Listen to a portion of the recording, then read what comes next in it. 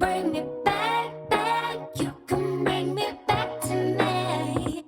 Hi, I'm going to have a serious talk about natural hair. Very serious. After you decide to take the next leap into the natural hair world, there's so much information that you're inundated, which can get a little confusing. That's why I'm here to warn you. The fight's not over, and we're going to kind of have to pick a side.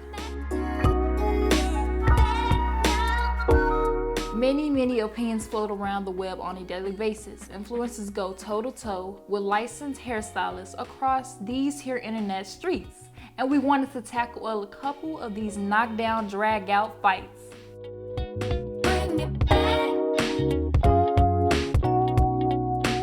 A ton of products aren't necessary to achieve your overall healthy hair goal. For most people, too much oil clogs the pores, which will inhibit growth, not to mention jack up your pretty skin.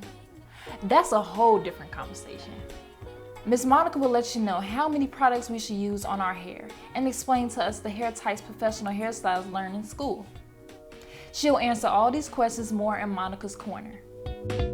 When we use a blow dryer, it has a tendency to blow the hair a lot more.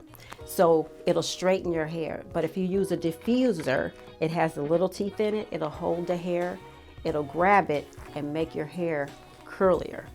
So if you want to straighten it, and I'll explain that to you with a blow dry, on straightening the hair with a regular blow dryer and the difference between a diffuser.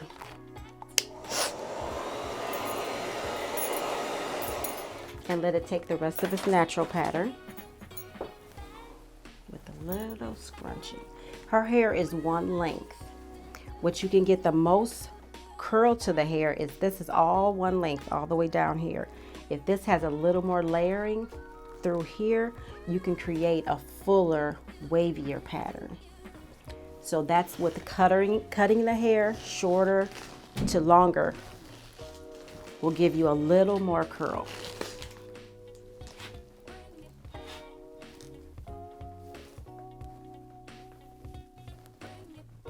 And that's what you do for a natural curl pattern.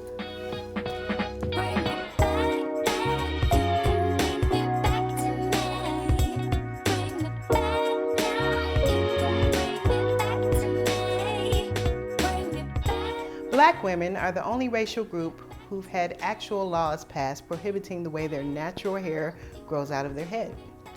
In 1786, under Spanish rule, white women felt threatened by the free black women's ever-changing hair. By wildly outdoing white women with their elaborate styles, they sensed the black women were vying for the attention of white men, thus inspiring the Tignon Law. All free slaves were forced to wear scarves on their heads, which became more favorable than prior feathers and jewelry that they previously sported. Eventually, white women even copied these styles that they hoped would drive a bigger wedge between the social classes. Some can argue that was a long time ago, right? But in 2014, the United States military passed a ban on twists, braids, headbands, and locks. All of these styles arguably target black women. By 2017, the ban was eventually rolled back after so many complaints. But let this be an example on why there was a need for texturized hair in the first place. To find a foothold in the mainstream society, black women needed to find easy and affordable ways to straighten their hair to please the masses.